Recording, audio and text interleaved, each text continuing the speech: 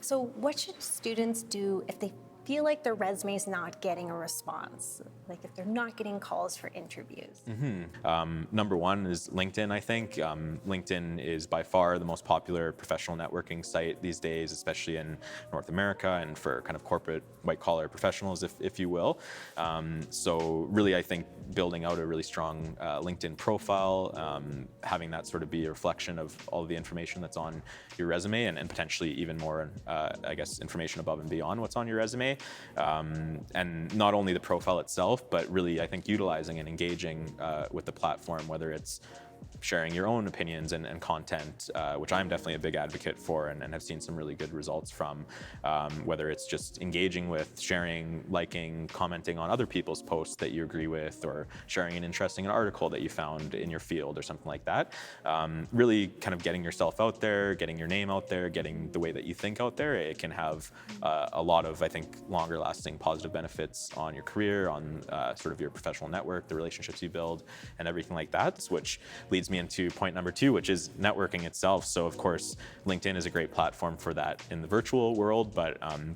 there's all sorts of other ways that you can network a little bit more proactively as well. I think instead of kind of blasting your resume out there to 50 or 100 jobs that you might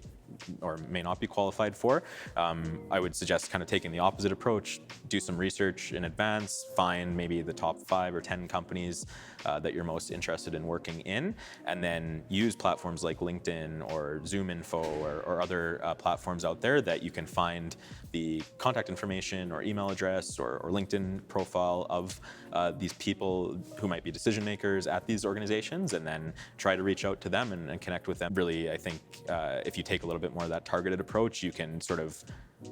jump to the front of the line, if you will, to speak with some of those people that are key decision makers or that who have been through a similar situation or similar career transition to what you're looking to make as well. So, and then finally, I think just really, again, sort of researching and utilizing the different resources that are available to you as job seekers as well. So whether that's the resources and support of the Career Center here with Haskayne,